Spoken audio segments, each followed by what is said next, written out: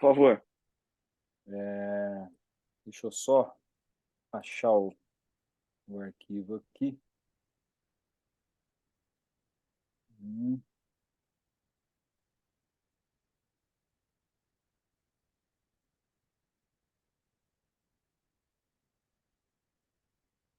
Então, boa noite, pessoal. Boa noite a todos.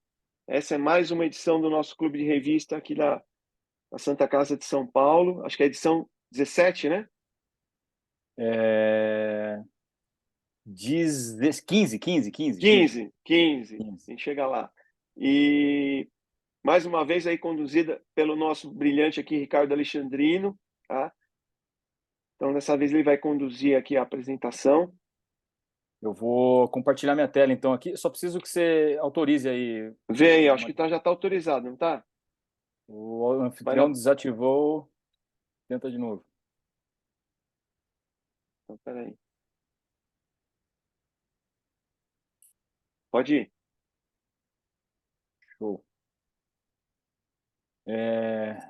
Pessoal, então, Marito, obrigado de novo aí pela parceria, pela gentileza, pelo todo o apoio aí na nossa discussão.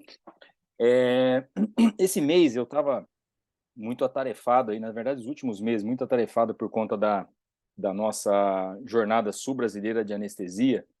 Então, eu pedi a gentileza até para o João que a gente evitasse uma discussão de artigo e eu pudesse trazer um conteúdo aí que, inclusive, eu fiz a apresentação desse tema na jornada. E é um tema que eu achei muito interessante em estudar ele, em discutir. A gente fala de anatomia, né? Então é uma coisa bastante interessante quando a gente fala de bloqueios regionais. E o Marito sabe bem disso. Quando a gente vai para uma jornada, para um congresso e tudo mais, em geral o tempo é limitado, né? Então são 20, 25, quando muito 30 minutos. Então é um tema que às vezes você quer discorrer um pouco mais, você quer perder um pouco mais de tempo, mas você fica ali limitado por conta desse. E aqui eu acho que a gente vai ter um pouco mais de tranquilidade. Então eu me propus aí, falei com o João, que é o coordenador de vocês aí das residentes, e eu me propus a falar sobre esse tema e tentar trazer um pouquinho mais desse assunto que é o ESP Block, tá? E a aula em si é entendendo a anatomia do ESP Block, né? Esse é o nosso plano de discussão, que foi o tema que eu apresentei ali na Jossubra. Pessoal, a ideia aqui é a gente falar, então, nesses próxima meia hora, aí, uns 35 minutos, né, falar um pouco sobre a introdução, o que é esse ESP-Block. Acredito que todos vocês já tenham entrado em contato, ouvido falar, mas eu vou tentar falar um pouquinho aí, introduzir ele, e aí eu vou para a parte anatômica, entendeu? Acho que é isso aqui que vai ser interessante. Para quem tiver interessado em entender um pouquinho de anatomia, aí vai ser legal, a gente vai rever alguns conceitos legais. Depois eu vou trazer uma discussão sobre como a gente avalia a dispersão de anestésico local quando a gente fala em anestesia regional, de que forma a gente pode tentar, ou de que forma os trabalhos tentam nos trazer essas informações. Eu vou mostrar também alguns grandes tópicos de discussões e o que esses estudos, né, são e de que forma a gente tem que realmente interpretar ele. Tudo isso tentando trazer lá na frente, né, de acordo com essas fontes anatômicas, esses detalhes anatômicos, essas discussões, tentar entender de onde vem essa origem nociceptiva que a gente tem que trabalhar e tentar bloquear, na maior parte das vezes, com os nossos bloqueios. E depois eu vou falar algumas coisas finais aí, algumas conclusões, tá? Bom, o ESP-Block, ele foi desenvolvido, foi descrito, na verdade, né, pelo professor Maurício Forero.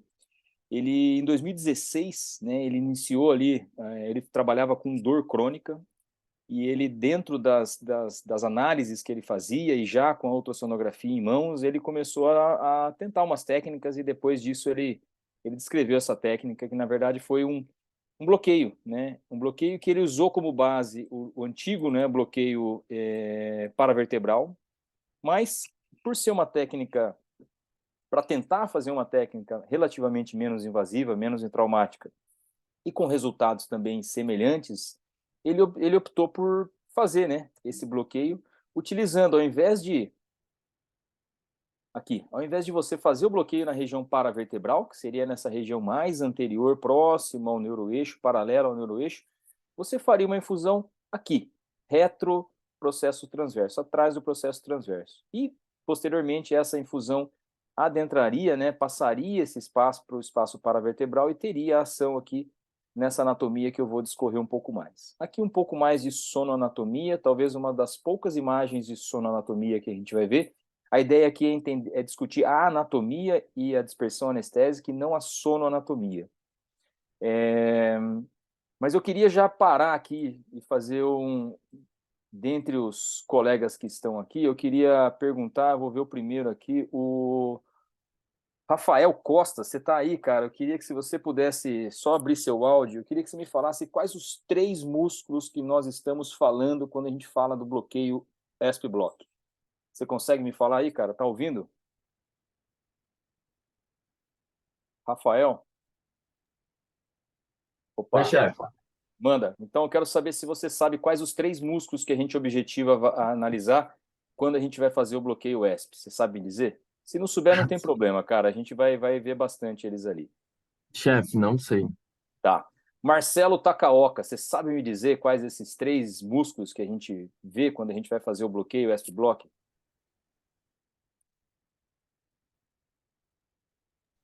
Oi, chefe, Marce... peraí, eu tô em sala aqui, rapidinho. Eu tô no plantão.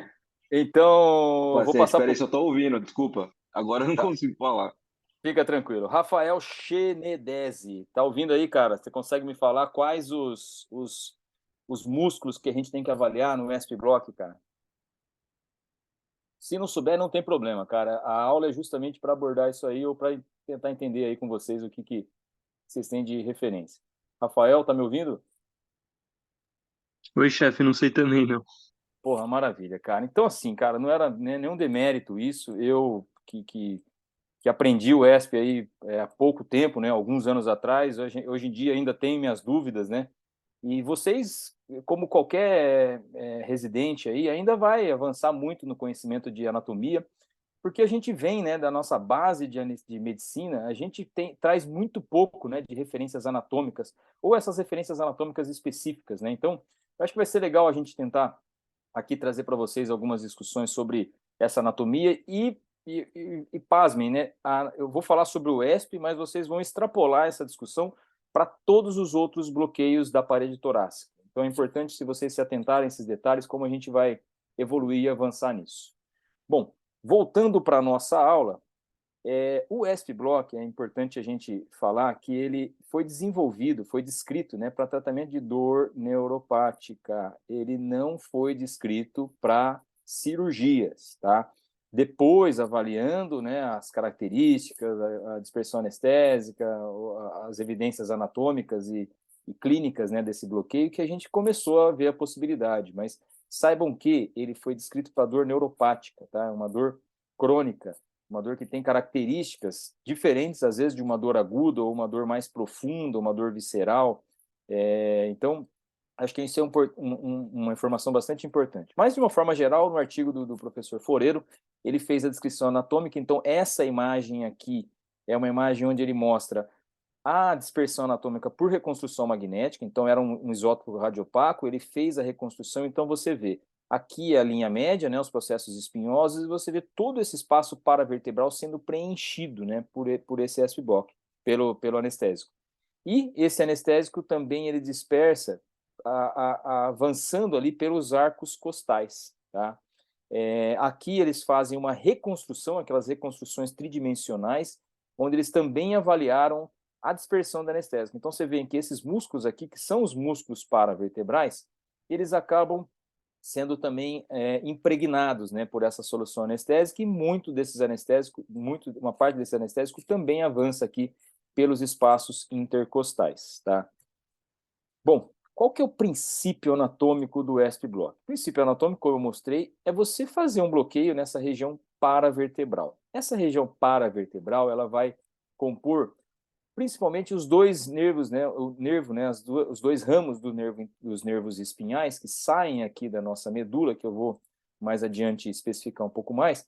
A gente vai avaliar, né, o ramo dorsal e esse ramo ventral. Esse ramo ventral é o ramo, na verdade, é o nervo intercostal. Esse nervo intercostal, ele vai ter vai emitir 2 ramos. O primeiro deles é o cutâneo lateral. Se vocês acompanham pela seta aqui, vocês veem que ele acompanhando o gradil costal, ele emite esse ramo cutâneo lateral aqui na região lateral, e aqui na frente, ele continuando, ele vai emitir o ramo cutâneo anterior, que vai inervar essa porção anterior.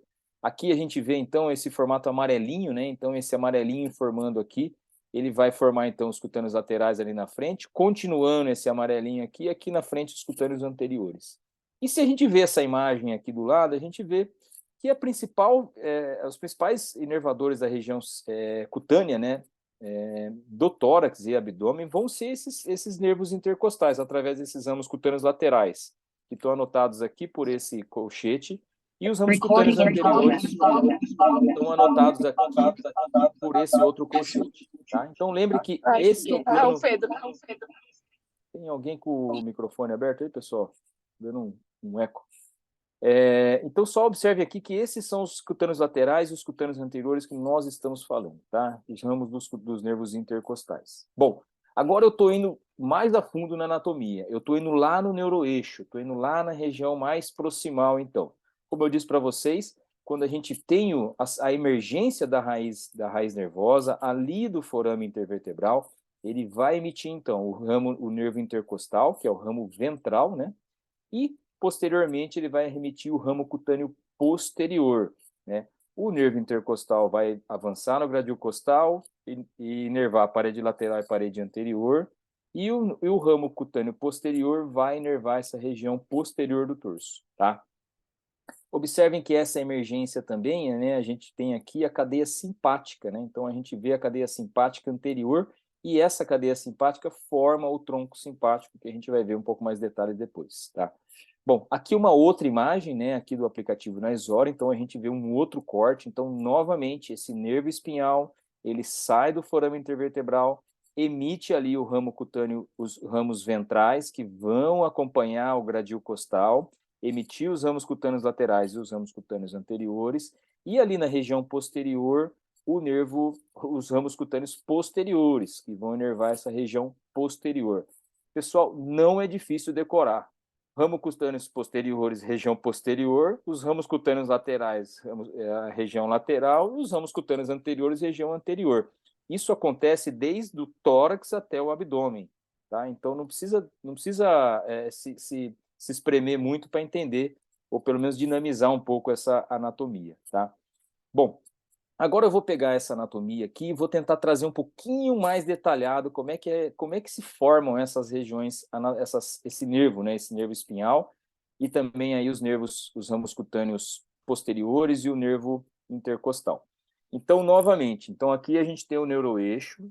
Da região ventral, né, a gente tem a emergência dos ramos motores, e da região sensitiva, e da região posterior os ramos motores. Eles vão formar aqui o nervo espinhal, né? Aqui é o gânglio da raiz dorsal, vão formar esse nervo espinhal, e aí aqui vão emitir o ramo dorsal, aquele ramo que eu mostrei aqui, né? Que vai lá para essa região posterior. Esse ramo dorsal vai inervar osso, músculo e tecido celular subcutâneo, e pele, né? Pele, tecido celular subcutâneo. E esse ramo dorsal também emite, né? Ou acompanha por esse ramo dorsal alguns ramos sensitivos, alguns ramos somáticos que vão para as glândulas, né? E para o sistema vasomotor. Então, são peles, subcutâneo, todo esse sistema vasomotor autonômico, tá? A região ventral, que aí sim seria o nervo intercostal, ele novamente vai inervar osso, músculo e tecido celular subcutâneo, vai ter inervação glandular e vasomotora para a pele, e aqui em detalhe a gente vê que esse ramo ventral também vai ser responsável pela inervação visceral. Ou seja, esses ramos, né, que a gente está falando, esses nervos, eles são mistos, né? Então são ramos sensitivos, são ramos motores e tem fibras autonômicas passando por eles, tá? Então é importante a gente entender que quando a gente fala, né, dessa raiz, desse nervo, eles são nervos mistos, né? E dependendo da região que nós formos bloqueá-los, a gente vai ter mais efeito, né, ou predominantemente um efeito motor e sensitivo, ou às vezes a gente vai conseguir fazer um bloqueio autonômico deles também. Para falar do bloqueio autonômico, né, e uma coisa que acho que é importante, todo mundo fala que para a gente fazer um bloqueio visceral, né, bloquear sensitivamente as vísceras, a gente tem que fazer um bloqueio autonômico, né? Por quê? Porque o bloqueio autonômico é responsável pela sensibilidade visceral? Não. Eu vou tentar mostrar para vocês como isso acontece. Então, a inervação autonômica, ela é a eferente, ela sai do sistema nervoso, tá? Então, ela sai, ela efere, ela sai do sistema nervoso. E ela, saindo do sistema nervoso aqui pela raiz, pelo corno anterior da medula, ele vai acompanhar, né, o ramo ventral, vai se juntar aqui, formando o nervo espinhal, e ele vai caminhar, seja para o tronco simpático, né, ou diretamente, né, para a região posterior, ou pelo nervo espinhal, para a região, para o sistema vasomotor periférico ou o sistema glandular.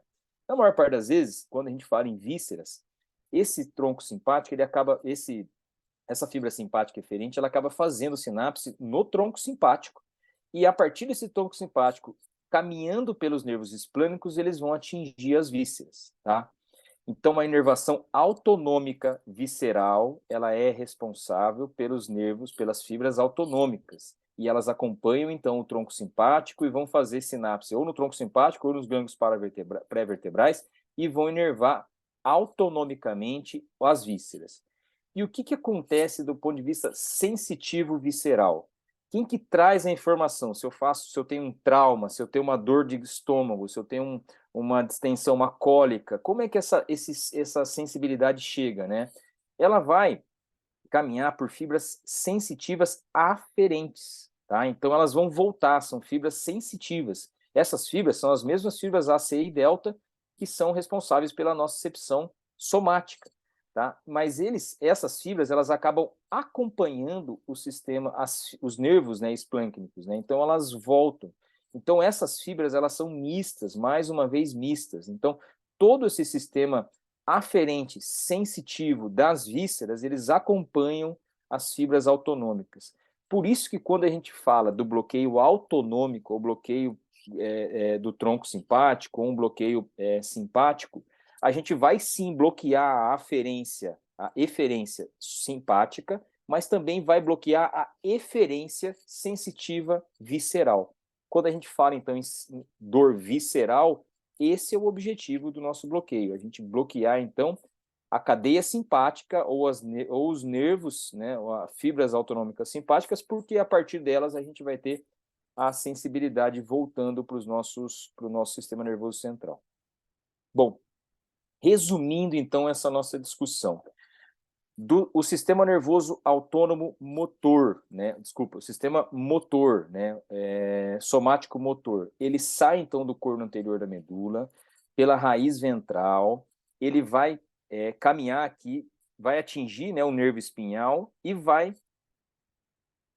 de forma eferente, né, agir sobre os músculos. Então, se eu quero contrair um músculo, eu tenho esse estímulo, ele vai lá pelo neurônio motor e contrai a musculatura.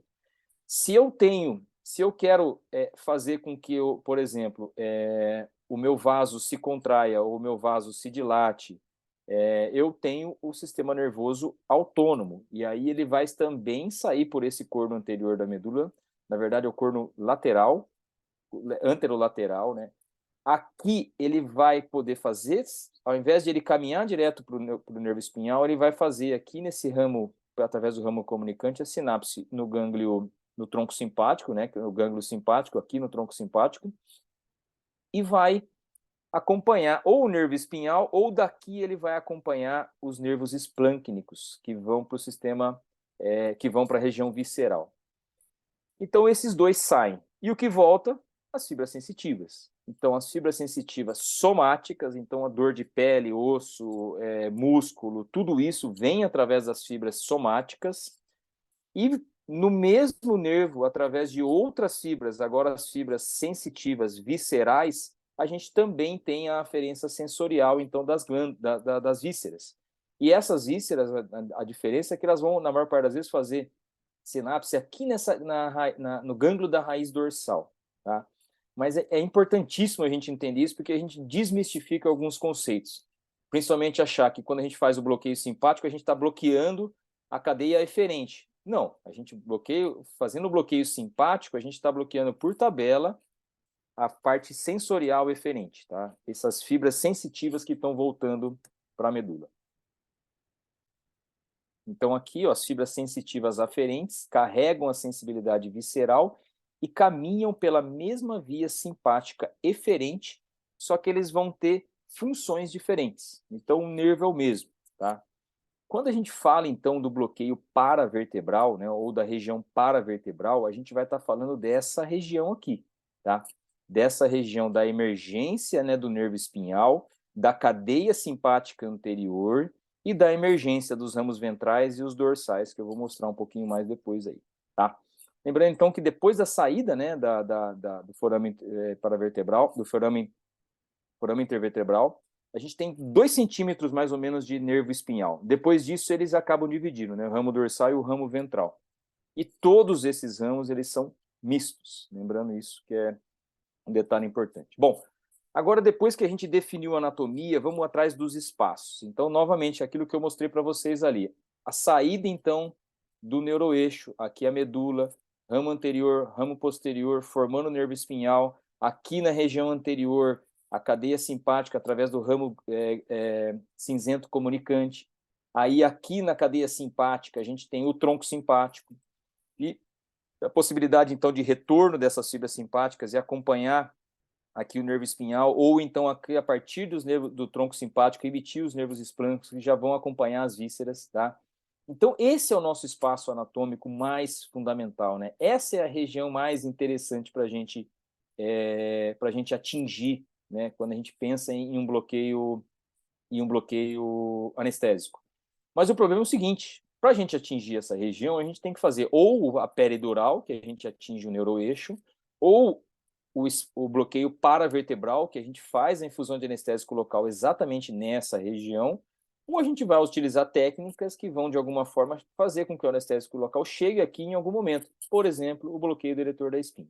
Tá? Esse espaço paravertebral, ele é um espaço contíguo, que ele caminha desde a região mais cranial lá, ele não tem limites, então ele vai até a base do crânio, mais ou menos, paravertebral na base do crânio, e ele pode ser contíguo, né, até em torno de L1, L2, assim, lá na região lombar. Então imagine que ele é um canal, ele é um caminho que tem desde a região suboccipital aqui até a região lombar. Medialmente, como eu mostrei, é o neuroeixo, o forame intervertebral, né, são os limites, né, o corpo vertebral. Lateralmente, a gente vê aqui o espaço intervertebral, né, os arcos costais, né, e a emergência, né, dos nervos intercostais, que seriam os ramos ventrais, Anteriormente, aí esse é o grande problema, né, que a gente vê o pulmão pleuro e fáscia torácica, fáscia endotorácica. Então, nessa região anterior, imediatamente anterior, é o nosso maior problema do espaço paravertebral, que é o pulmão. E na região posterior, nós sabemos, ou é descrito, que o espaço paravertebral ele é limitado pelo forame costo-transverso superior, que eu vou mostrar para vocês ali mais adiante como é que ele é e de que forma que a gente identifica. Mas, de uma forma geral, eles formam esse espaço triangular, e esse espaço triangular ele é contíguo, e esse vai ser o nosso grande alvo. A gente tem que descobrir como o nosso anestésico local vai chegar até essa região. Bom, como eu comentei, aqui eu peguei essa visão e virei ela do lado e estou vendo num eixo, numa visão lateral. Então, aqui a gente vê pele subcutâneo da região dorsal, aqui a gente vê pleura e fáscia endotorácica, e aqui toda a nossa carapaça, né, músculo ósseo e ligamentar dessa região paravertebral. E o que a gente consegue identificar aqui? Então, aqui os processos transversos, né, e os arcos costais, aqui a musculatura dos músculos eretores espinhais, e aqui a gente vai ver o nosso famoso ligamento costo-transverso superior. Ele é famoso porque, como eu falei, ele é o limite posterior desse espaço paravertebral.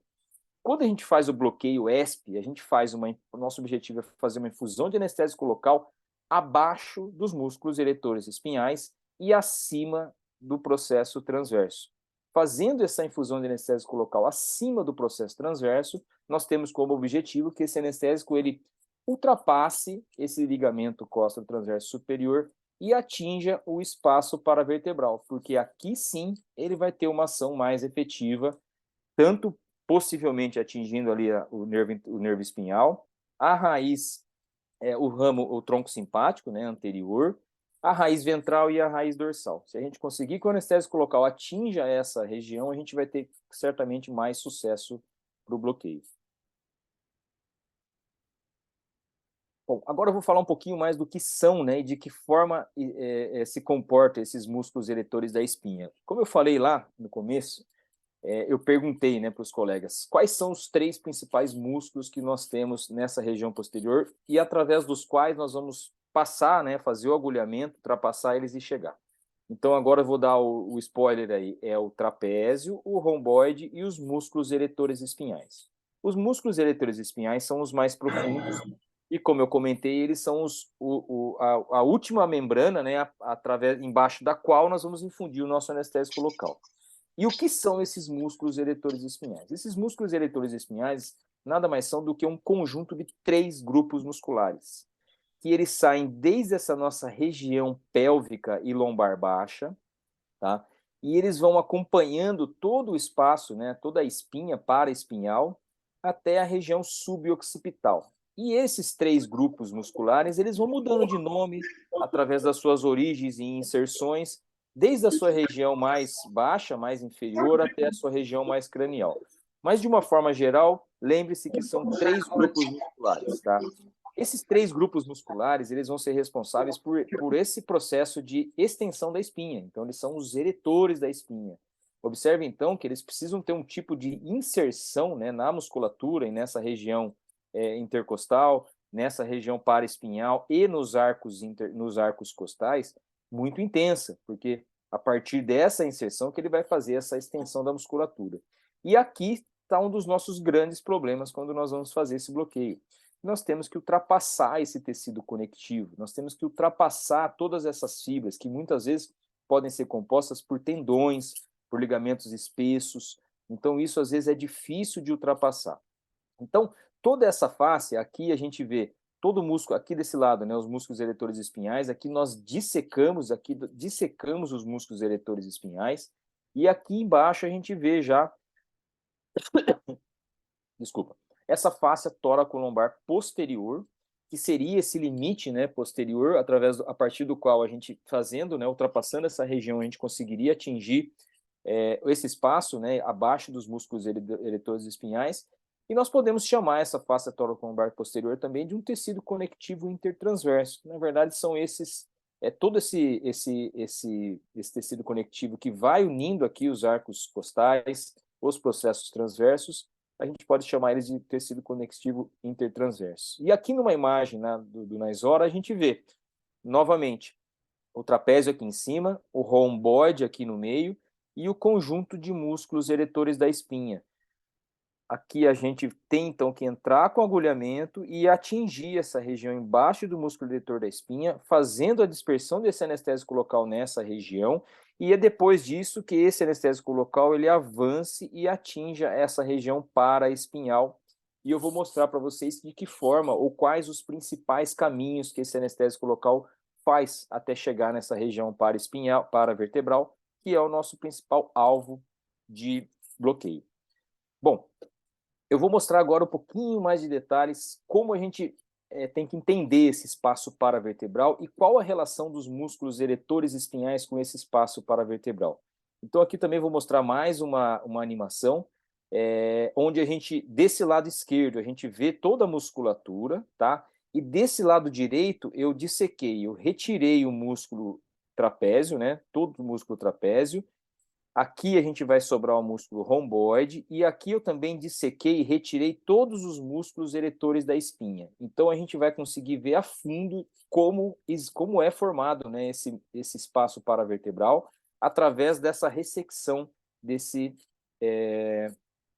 músculos eretores da espinha. Então, como eu falei, aqui é o músculo trapézio, o mais superficial. Dissecando ele, a gente vê os romboides. E imediatamente abaixo deles a gente veria aqui os músculos eretores da espinha. Quando a gente disseca esses músculos eretores da espinha, a gente consegue atingir então esse espaço paravertebral. Olha como é que é formado então. Então, todo esse espaço paravertebral ele é formado anteriormente, né, a essa camada, né, de tecido conectivo, né, que fica entre os processos transversos.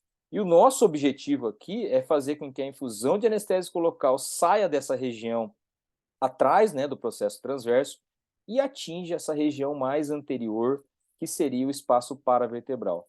Então, aqui a gente vê com detalhes, né, o nervo espinhal aqui se formando, o ramo ventral vindo, né, acompanhando o arco costal, e o ramo cutâneo posterior, né, o ramo dorsal, que vem aqui ultrapassando aquele tecido conectivo intertransverso e vai vir para essa região posterior.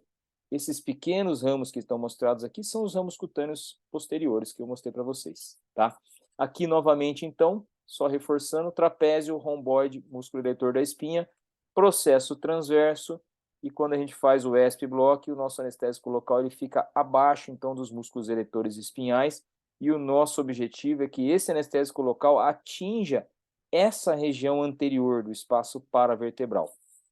E agora também vou chegar naquilo que eu tinha discutido. Como esse anestésico local chega nesse espaço paravertebral? Ou quais são os mecanismos de passagem desse espaço paravertebral? Os mecanismos de passagem, eles são basicamente a membrana. A membrana que ela pode ter orifícios maiores, forames maiores, ou ela pode ter apenas porosidades, pelas quais o anestésico ele vai meio que passando, gotejando, principalmente quando existe um sistema de alta pressão, né? Quando você tem um volume adequado disperso nesse anestésico.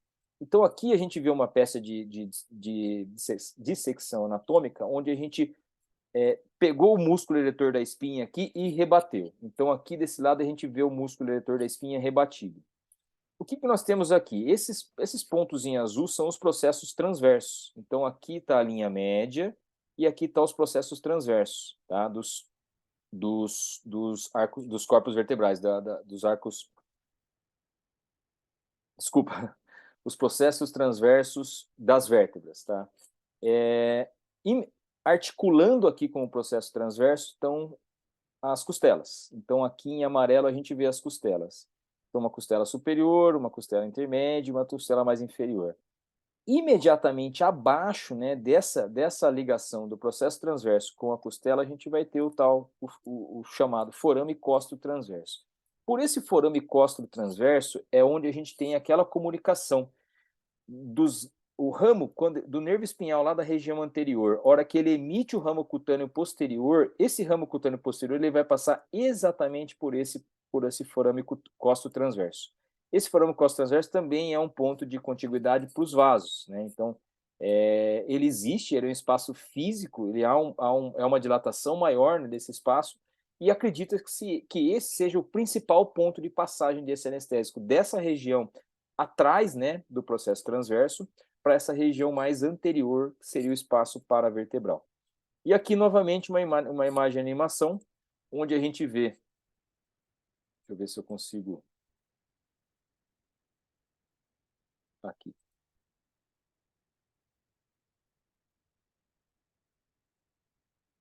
Deixa eu voltar o vídeo aqui. Ó. Então, aqui novamente, agora eu peguei os músculos eretores da espinha e eu dissequei eles novamente. Só sobrou os músculos espinhales, que é um grupo de músculos dos eretores espinhais que fica próximo da musculatura. Fica próximo dos processos espinhosos.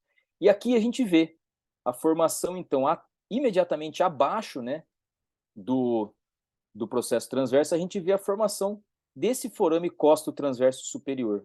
Então, aqui embaixo, se a gente conseguir paralisar, aqui, então, está o processo transverso superior, aqui o processo transverso inferior, aqui mais um processo transverso, aqui a articulação costo-transversa, e aqui a emergência do nervo espinhal. Esse nervo espinhal que emerge, ele vai emitir, então, o ramo ventral e vai emitir o ramo dorsal. Esse ramo dorsal ele vai passar exatamente nessa região, e essa é a região onde a gente vai localizar exatamente nessa região que é o forame cósteo transverso superior. Então, quando a gente fizer, né, o anestésico local atrás do processo transverso, principalmente por esse forame, esse anestésico vai atingir essa região mais anterior. Só dando continuidade ao vídeo aqui. Observe, então, que esse nervo espinhal, né, o nervo intercostal, ele caminha, né, por debaixo dos arcos costais. Tá? Aqui a gente está olhando uma região um pouco mais baixa, torácica média, torácica mais baixa, tá? Aqui talvez seja T10, T11, T12 já. E quando a gente faz o bloqueio eretor da espinha, é um pouco mais alto. Mas aqui só para ficar mais claro em relação à orientação anatômica.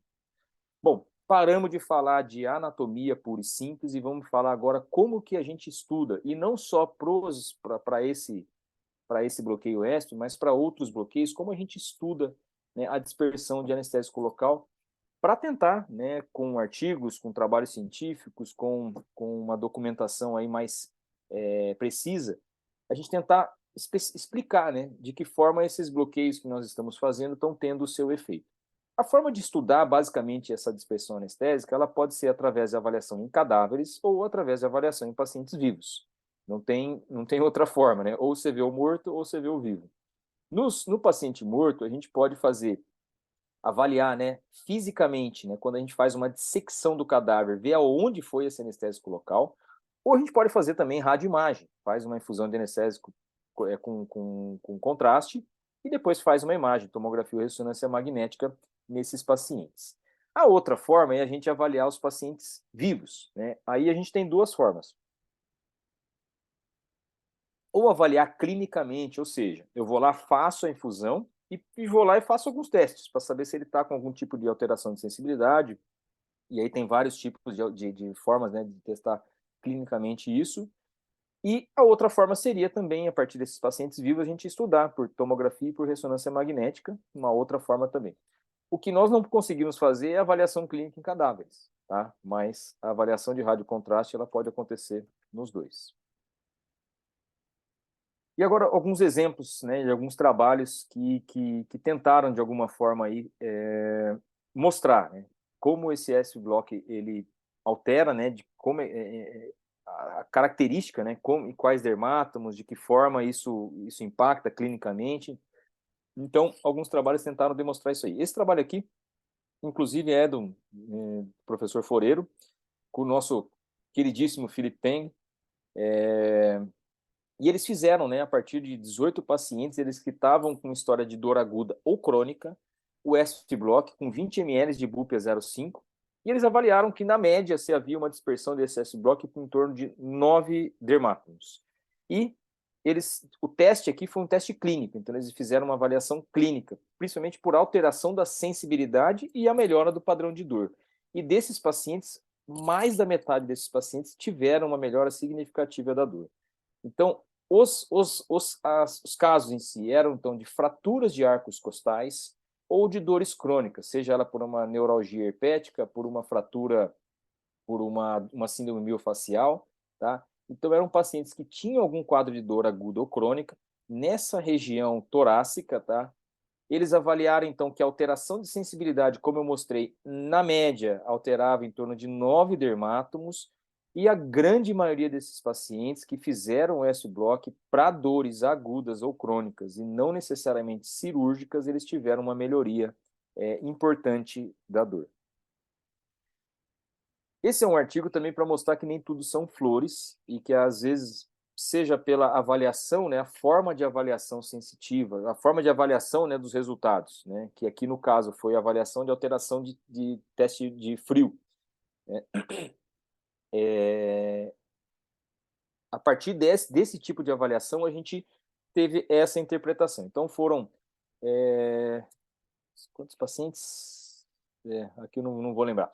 Mas pegaram um número X de pacientes voluntários e eles fizeram o S-Block. E depois eles fizeram esse teste de sensibilidade para avaliar quais as alterações de sensibilidade. E a conclusão ela foi um pouco contrária a algumas expectativas que alguns colegas tinham. Primeiro, a área de dispersão anatômica ela tinha quase 1/3 de variação em relação aos pacientes, né? Na média. Você tinha em torno de 172 centímetros, né, de área de alteração de sensibilidade, mas tinham pacientes que tinham 50 centímetros a mais, que dava quase 30, um pouco mais de 30%, pouco menos de 30% da área de cobertura, tá? E a área de redução de sensibilidade também, ela também foi bem variável, alterando aí próximo de 30%, né, alguns pacientes com 30% a mais ou a menos de alteração de sensibilidade. e na média, em torno de 10 horas a alteração.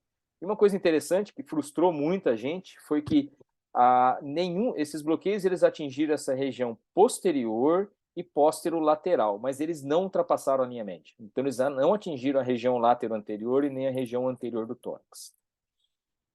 Bom, uma outra forma que eu mostrei é avaliar a ressonância magnética. Então, uma das formas interessantes aí que a gente tem é pegar, então, faz um radiocontraste, faz o S-Block com algum marcador radiopaco, e a gente depois vai, faz a ressonância magnética e avalia. E esse aqui foi um trabalho, então, que fez uma reconstrução de ressonância magnética e viu que a dispersão anestésica ela se dava por todos esses espaços, né? Tanto por dentro, né, dos músculos eretores da espinha, como por também aqui que a gente vê o forame, né, intervertebral, atingindo em alguns casos aqui o espaço peridural, nessa região mais medial, e aqui nessa imagem de baixo, que é no nível de T10, a gente vê a dispersão desse anestésico para a região, para o nervo intercostal, para a região ventral, o que traduziria uma expectativa de bloqueio dessa região ventral, tá?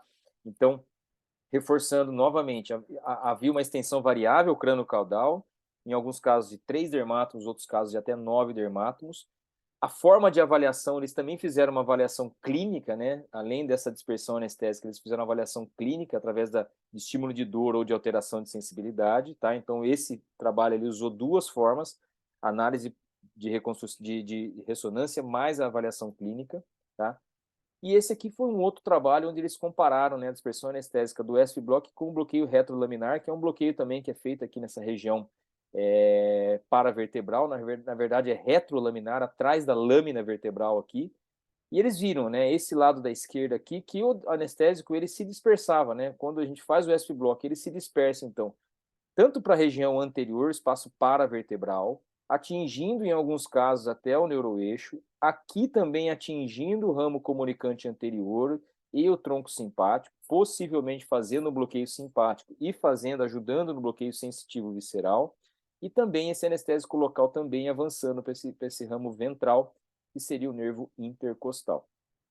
Só para ilustrar, né, o retrolaminar ele não é tão eficaz quando analisado, né, por essa imagem, quanto o S-Block.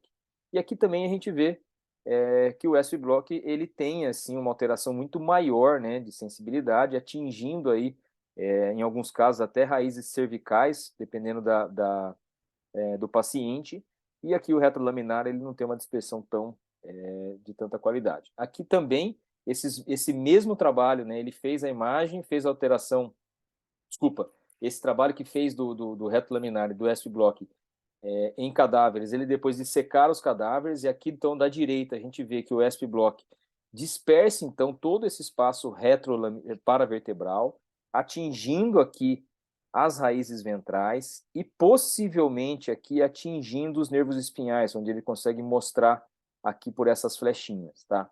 O bloqueio retrolaminar ele tem uma dispersão relativamente menor, tá? Então aqui novamente comparando aqui a qualidade de dispersão anestésica entre esses bloqueios. Esse foi um trabalho fantástico, tá? Eles fizeram o seguinte, pegaram em cadáveres, sabe as endoscopias de coluna, que são muito feitas aí hoje em dia? Eles pegaram esses cadáveres e fizeram uma endoscopia de coluna neles.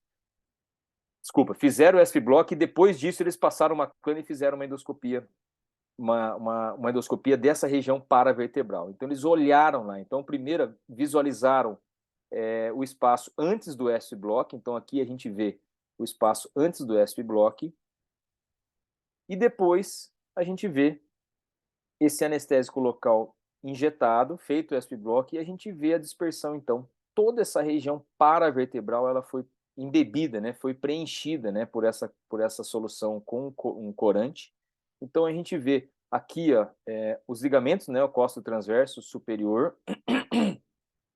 Imediatamente abaixo deles, a gente está vendo ali o espaço paravertebral. E aqui o nervo espinhal, a emergência do nervo espinhal. O nervo espinhal ele fica, então, embebido, embanhado. E aqui também fica embebido a região do forame intervertebral, que vai adentrar para o neuroeixo, tá? E aqui uma outra imagem mais distal, onde a gente vê novamente também que esse anestésico local, como eu falei, ele se dispersa, né, da região, ele se dispersa tanto cranial quanto caudal. E aí esse paciente, esse estudo também, depois eles dissecaram e eles viram, né, que a dispersão de anestésico ela existia, tá?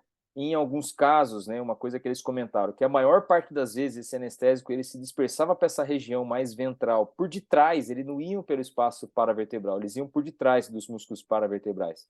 Então é uma outra forma também que a gente pode concluir que há essa dispersão. Então, ao invés de só passar pelo forame costo transverso indo para a região anterior, ele também vai para essa região ventral através, né, por detrás dos músculos eretores da espinha.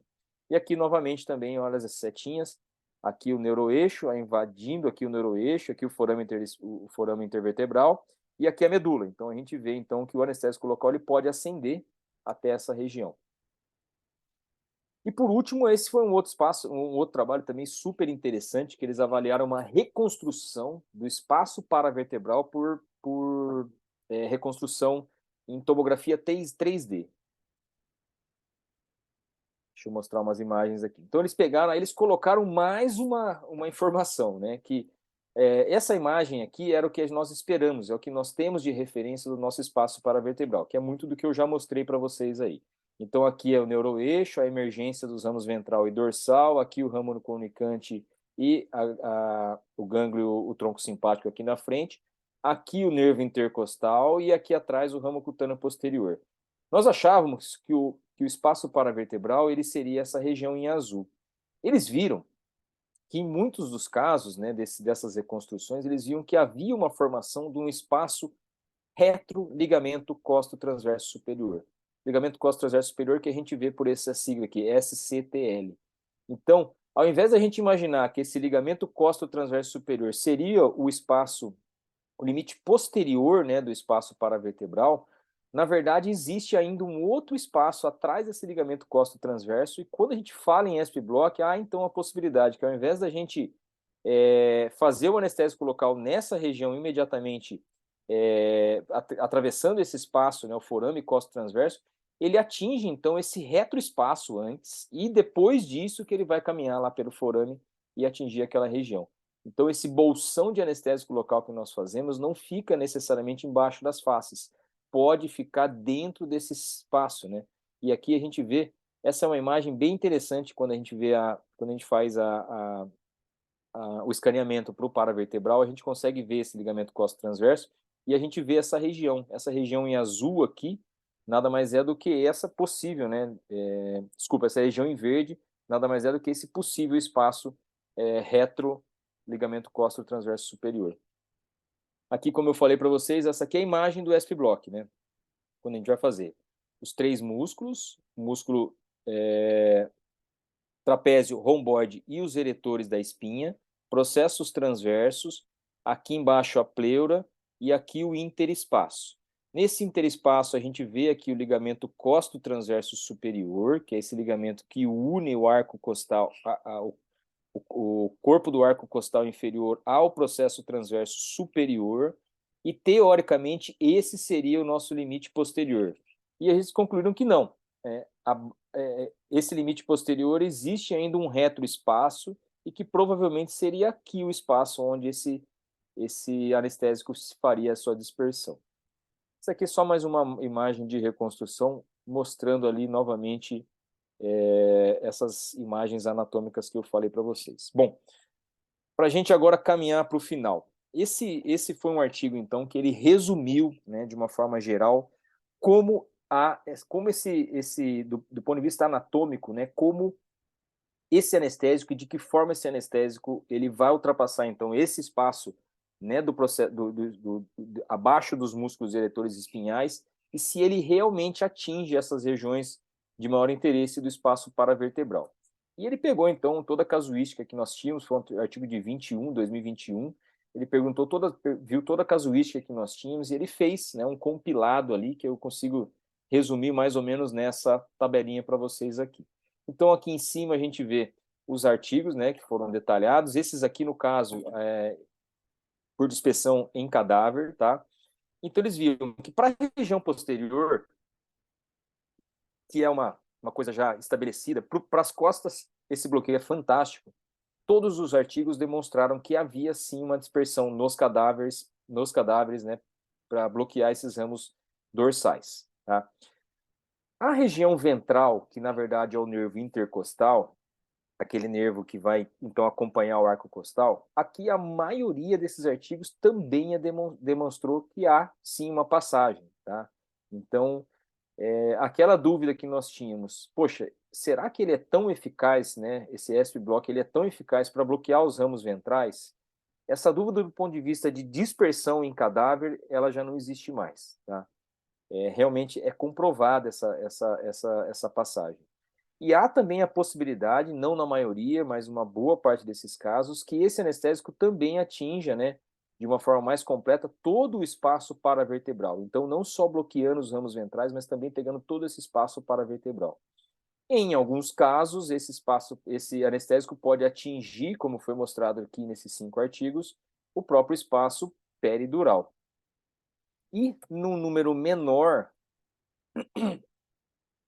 que a gente vê aqui da cadeia simpática, um número bem menor, o SP-Block ele atingiu sim, mas num número mais, numa quantidade mais insignificante, né, numa qualidade menor, quando comparado a esses ramos ventrais e dorsais e até o espaço paravertebral. Pessoal, então agora para a gente... Por que toda essa discussão, tudo isso que a gente está falando, eu discuti o SP-Block, então se vocês forem avançar um pouquinho mais dos estudos do SP-Block, vocês vão ver que tem gente que ama e tem gente que odeia, né? E por que isso a gente não pode condenar isso, né? Porque existem várias limitações, né, desses estudos, né? O primeiro deles é o seguinte, são números, né? Quando você faz um estudo em cadáver é super difícil você selecionar esses cadáveres, você pegar esses cadáveres, você fazer um trabalho científico, né? Fazer um trabalho aí utilizando cadáveres é muita logística, é muito difícil, a burocracia é gigantesca, então as amostras são pequenas. E o que eles fazem é pegar essas amostras e extrapolar para a população mundial. Então, a gente tem que entender que há limitações disso. Então, não vou nem entrar em detalhes disso, mas não é um estudo multicêntrico, tá? Para tentar resumir melhor essa conclusão.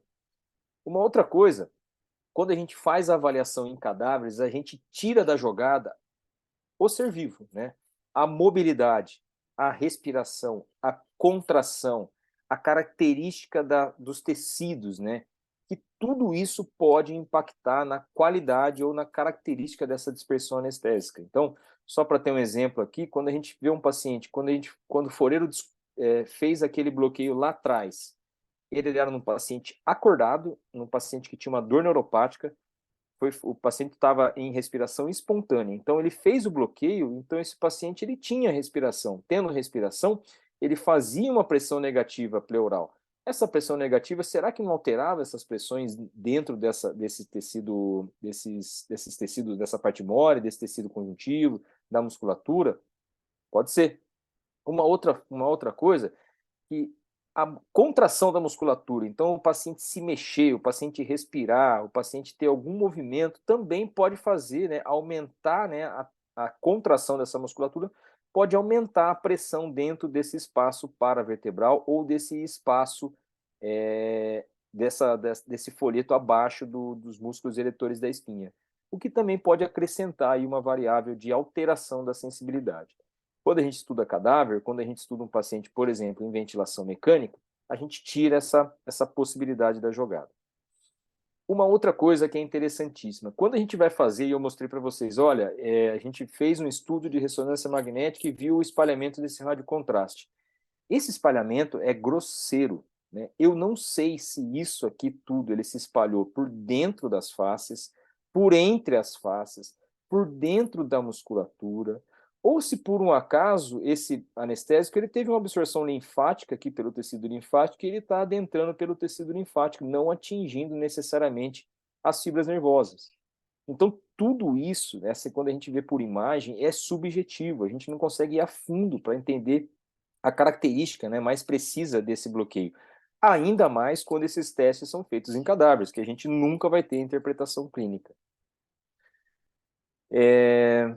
E esse também é só concluindo, né, que quando a gente faz a avaliação do cadáver, a gente nunca vai saber a alteração de sensibilidade. Então, a gente nunca vai ter resposta clínica. Então, é mais uma forma da gente, às vezes, olha, esse trabalho é bom, esse bloqueio é bom, esse bloqueio é efetivo, e eu tenho a prova é essa. Não, prova talvez não seja essa. Essa aqui é uma ideia de que o anestésico local ele pode se espalhar dessa forma e que, por alguma razão, ele vai bloquear esses ramos dessa forma que a gente está esperando.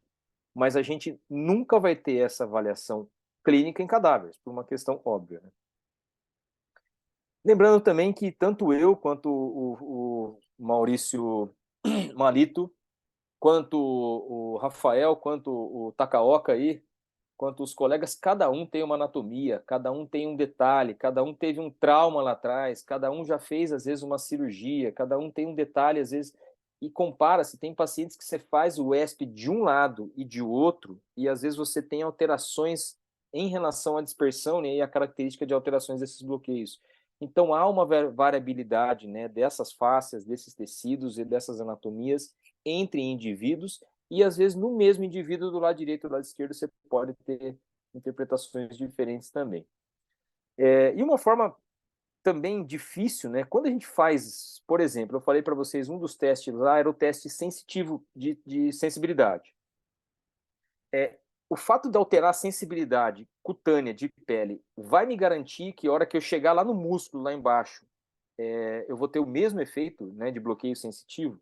Será que esse bloqueio que nós fizemos, ESP, ele também vai bloquear a parte óssea, a parte muscular, ou a parte mais de estruturas mais profundas, né? Por exemplo, você está com uma dor neuropática, é superficial. Você faz uma cirurgia de coluna, você está pegando osso, você está pegando uma musculatura mais profunda. Será que a gente está, quando a gente faz um teste cutâneo, a gente pode extrapolar isso para a inervação mais profunda ou para outras fontes nociceptivas? Então, também é um ponto aí que levanta a discussão. De uma forma geral, como eu mostrei para vocês, essa comunicação ela existe, tá? Esse espaço peridural ele é perfundido desde que você faça um volume adequado e ultrapasse aquele tecido conectivo intertransverso que eu mostrei para vocês. Se você ultrapassar aquele tecido e fizer um volume adequado, certamente o seu anestésico local ele vai ultrapassar e vai chegar no espaço paravertebral, possivelmente tendo uma melhor qualidade de bloqueio, tá? O que nós temos que entender é que as fontes nociceptivas elas são variadas. Quando eu falo em uma dor neuropática, uma neuralgia herpética, ela é totalmente diferente quando eu falo de uma cirurgia cardíaca aberta, tá? Não só pelo envolvimento, no caso aqui, de uma dor visceral, tá? Mas também pelo potencial, né, de origem nociceptiva, né? A tração, a distensão de musculatura, a distensão de arcos costais, a esternotomia, ou a tração abdominal, a laparotomia, tudo isso são fontes diversas de estímulos. Então, você tem que adequar a sua expectativa em relação às suas alterações de sensibilidade. Se você vai fazer o ESP por uma dor, uma fratura de arcos costal, de uma forma para reduzir ali a dor desse paciente, é uma coisa. Você vai fazer esse ESP por uma toracotomia, pode ter certeza que o efeito vai ser diferente, né? O impacto vai ser diferente, ou pode ser diferente, tá? E para finalizar agora, as conclusões. Uma coisa assim, eu que acompanho já o ESP desde que eu comecei a estudar ele em 2018, foi a primeira vez que eu fiz um workshop e descobri a existência dele, vi como era feito. De lá para cá as coisas aumentaram muito, violentamente, né? Então a quantidade de trabalhos que saíram nos últimos anos, falando sobre anatomia, característica, todos esses trabalhos de dispersão anatômica, efeito clínico, comparando o ESP com paravertebral, ESP com PEX, ESP com não bloqueio, ESP para coluna, ESP para pediátrica, ESP para tórax, ESP para mama, é absurdo. Então, o que você quiser aprofundar no estudo do ESP, você tem material para isso. E a anatomia, ela também, como eu falei, ela foi muito bem estudada. E essas conclusões que eu cheguei para vocês aqui, elas estão claras, do ponto de vista de dispersão anestésica, não do ponto de vista de efeito clínico, tá? O que nós temos é que, de acordo com o que você está fazendo, e você tem que adequar suas expectativas. Você vai fazer uma toracotomia e vai achar que o seu ESP block vai ser melhor do que um bloqueio peridural, ou você está começando a anestesia e não sabe nada, ou você está fora de senso, você não sabe de anestesia regional. Então, as suas expectativas elas têm que ser diferentes. Se você quer fazer um bloqueio com qualidade e usar o bloqueio como a única fonte de bloquear sensitivamente essa via, né, ou os estímulos nociceptivos, você tem que partir para neuroeixo, não tem jeito. Se você vai colocar o S-Block dentro de um contexto de analgesia multimodal, ou para cirurgias minimamente invasivas, ou para situações, por exemplo, uma neuralgia herpética, ou uma fratura de arcos costais, ou num pré-hospitalar, um paciente que está com dreno de tórax, a sua expectativa é outra de controle analgésico. Você não está trabalhando com uma dor de alta intensidade, onde você vai precisar não só do S, mas de muitas outras alternativas para bloqueio, tá? Então, veja para que assim, a UESP não presta. Não presta para quê? O que você está fazendo? Você fez ele adequadamente? Você usou as técnicas adequadas? Você viu a dispersão? Você sabe do que você está falando em relação à anatomia? Então, vamos tentar entender essa anatomia e vamos adequar as nossas expectativas em cima daquilo que a gente vê, daquilo que a gente tem, né, de expectativas. Então, é uma cirurgia, é uma dor crônica, uma dor aguda, é uma fratura de arcos costais, uma criança, é uma analgesia multimodal, é uma cirurgia minimamente invasiva. O que você está querendo com esse S? Tá?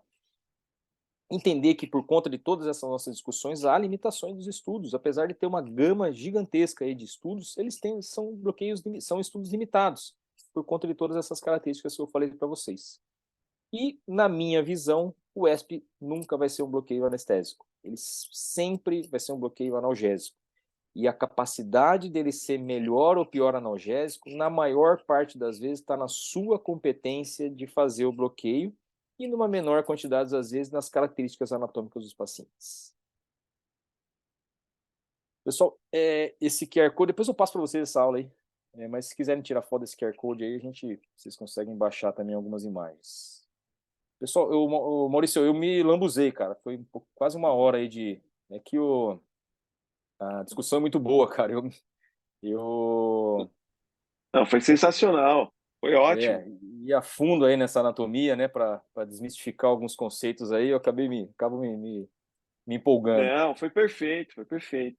Eu acho que é super interessante, né, essa abordagem que você fez de mostrar realmente, né, o porquê que ele funciona, onde que ele funciona, onde que o anestésico vai, que ramo que vai pegar. Eu acho que foi na penúltima reunião do, do clube, que você citou um trabalho, uma coisa daquele estudo raso, né, dos bloqueios, né, estudo superficial. O cara ele olha lá, vê mais ou menos o aplicativo e vai lá fazer e não entende direito porque funciona, porque não funciona, né? Então acho que foi sensacional, foi perfeito. E a gente vê o ESP principalmente ele ficou muito popular, né? Você falou desde 2018 e a gente vê uma popularização não, uma exaltação desses bloqueios de fáscia, né? Talvez porque eles sejam mais fáceis de fazer e porque as pessoas colocam neles depositam uma esperança, né? Uma, uma, uma expectativa que ele vai dar uma qualidade muito boa no pós-operatório. E do outro lado, a gente tem uma tendência, né, com protocolo ERAS, com pressão por produção, que você tem que tirar rápido o paciente da sala, você tem que ter o seu paciente tem que ir sair rápido da RPA, ir para o quarto, já comer, beber, levantar, dar uma volta e ir embora no mesmo dia. Então isso existe, isso daí é possível, mas em situações controladas, com pacientes escolhidos, você tem esses resultados, assim, vamos dizer assim, excepcionais. Não dá para generalizar tudo, né, que nem você falou. E a minha pergunta é o seguinte, em relação principalmente ao ESP, esses bloqueios da fáscias do tórax, como é que a gente fica em relação à anticoagulação? A gente consegue fazer com o paciente com vamos dizer assim, sem aquela restrição tão grande que a gente tem quando vai invadir o neuroeixo? Excelente, Maurício. Assim, cara, tem até um trabalho, até um artigo da revista brasileira que ele falou de bloqueios, né? Que até o nosso colega Marcelo Vaz, ele também participou. Eles tentaram classificar, né? Na verdade, é um artigo que fala de bloqueios e anticoagulação. E aí todos os bloqueios. E aí tanto bloqueios de neuroeixo quanto os bloqueios periféricos. E dentre os bloqueios periféricos, eles colocaram lá alguns que são necessariamente periféricos alguns que são profundos e alguns que são mistos. O ESP ele é considerado um bloqueio superficial, ele é considerado um bloqueio que você pode fazer em pacientes anticoagulados, diferente do paravertebral, pela profundidade e pela proximidade de grandes vasos. Então, em relação ao bloqueio ESP, sim, ele é um bloqueio superficial. Em paciente anticoagulado, ele surge como uma alternativa eficaz aí quando você não pode acessar, por exemplo, o neuroeixo, ou se você não quiser fazer um bloqueio paravertebral. Então, esse artigo até recomendo, eu tenho ele depois, eu mando, compartilho aí no chat com o pessoal. Mas é uma pergunta interessante, que é mais uma alternativa do ESP, né? Você está com um paciente anticoagulado Por isso que ele ficou e... tão popular para cirurgia cardíaca, né, Mauro? Exatamente, exatamente. No cardíaco o pessoal faz antes, faz depois, faz com o paciente grave, tanto faz, na verdade, né? O Dr. Nelson acho que pediu aí, eu vou mostrar de novo o QR Code aí. Mas, Maurício, é isso aí, cara. Assim, o ESP aqui a gente usa, e no meu dia a dia não é um bloqueio de eleição para a maioria das cirurgias, mas o ESP aqui a gente usa, né, como protocolo primário para as robóticas ou para as videotoracoscopias, cirurgias por videotoracoscopia, a gente chama de VATS, videotoracoscopia surgery, e as robóticas. Mas a gente usa ele numa associação com infiltração de portais mais o bloqueio subpleural, né, que eles fazem sob visão direta dentro da cavidade. Então, só o ESP não ia resolver, mas o ESP, com esses dois bloqueios, né, a gente tem um resultado excelente, né? O paciente ele tem uma resposta de dor muito pequena nesse pós-operatório imediato, podendo aí uma reabilitação precoce, extubação em sala, sem doses opioides de alta monta, sem neuroeixo, né? Então você não tem bloqueio de neuroeixo, então você não tem pior de neuroeixo, não tem efeito colateral de neuroeixo, mas ele sozinho aí falar, putz, eu fiz só o ESP lá. O ESP, certo, para uma videotoracoscopia, ele vai ajudar, mas se você fizer ele dentro desse contexto, você vai ter um resultado bem melhor ali. Olha o QR Code novamente aí. O ESP também, não comentei, mas você pode fazer bloqueio, passar o catéter, né? Também ele tem um resultado muito bom. E eu costumo dizer que o ESP, né, o espaço, né, embaixo dos músculos eletores espinhais, ele é a antessala, a anticâmara do espaço paravertebral. Então você precisa colocar um volume de anestésico muito grande lá, então no mínimo 20, 25, 30 ml, para que esse volume, né, fazendo uma pressão ali nesse espaço, aumente essa dispersão para essa região anterior. Então é importante que todos os colegas aí, se forem fazer, utilizem altos volumes, né? Então no mínimo 20 ml. Se for fazer unilateral, eu recomendo fazer 30 ml. Se for fazer bilateral, faça 25, 25, bem diluído. E o interessante é que hoje ele pode ser feito para a região torácica alta, ele é feito para cirurgias de ombro em alguns casos, cirurgias... O Marcos Lourenço, o Pinguim, descreveu, né, numa dos nossos webinários, o ESP torácico alto para uma cirurgia de desfiladeiro torácico. Você pode Olha, fazer ele mais distal para cirurgias de coluna. Tem uma casuística muito grande aí para cirurgias de coluna. Dá para você fazer para dor resgate no pós-operatório, para cirurgias de coluna. A minha crítica é que, às vezes, dependendo da região, você tem uma dissecção muito grande, o espalhamento, a dispersão anestésica fica questionável, mas é uma forma importante. Ele é utilizado para criança, porque ele é superficial, ele é simples, e esse é o ponto do ESP, né? Ele é seguro, né? Você vai ver a casuística de complicações dele é baixíssima. Pneumotórax para paravertebral existe, é pequeno, em serviços de qualidade aí que faz com frequência é pequeno, mas para o ESP é zero. Você vê aí toda a casuística que ele levanta é zero de complicação de pneumotórax. Por quê? Porque você usa essa tábua óssea, você está muito longe da pleura, né? É justamente por isso que ele ganhou essa popularidade. Então, o pessoal, você conversa comigo hoje, a gente faz um workshop hoje, na semana seguinte você já está fazendo num paciente, porque é um bloqueio relativamente seguro. Então, as pessoas se jogam um pouco mais para fazer isso. tá ótimo, excelente. Pessoal, alguém tem alguma pergunta para fazer? Se tiver em plantão, tal, pode fazer no chatzinho aqui. A gente lê aqui para vocês. O pessoal está batendo palminha. Maravilha. elogiando a aula, elogiando os slides. Putz, eu até me perdi aqui, né? Mas é muito legal, cara, porque essa aula eu tive que dar em 25 minutos, na correria. E tinha vídeos, né? Eu tentei montar aí essas ilustrações, então aqui eu fui mais relaxado, sabe? Joga sem pressão. Lógico. Você vai numa aula, você Aí dá fica ali show. naquela. Aí dá show. Achou, né? Mas você entende bem, né, Maurício? Porra, às vezes você começa, você tem uma responsabilidade de uma aula, às vezes você vai lá e começa a se afundar no tema, no que você vê, você tem milhões de coisas que você quer falar, É, e aí você tem que também, como forma de apresentação, também dinamizar, porque uma hora, às vezes, também cansa, né? O pessoal acaba não impactando muito.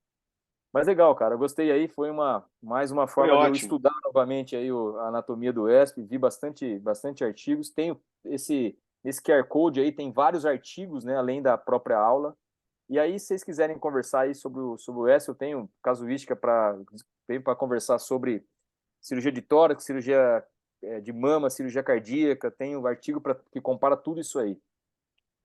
Fiquem à vontade de me abordarem a qualquer momento. Maravilha, pessoal. Então, agradeço demais aqui o Ricardo, nosso professor aqui do webinar, do Clube de Revista, com o webinar na cabeça. E agradeço vocês também, os heróis que ficaram até o final aí. E a gente se encontra no mês que vem aí. Bauru, obrigado. Bom descanso. Obrigado por Muito tudo. obrigado. Maravilha, Tchau, Maurício. tchau. Obrigado, pessoal. Uma boa noite a todos. Tchau.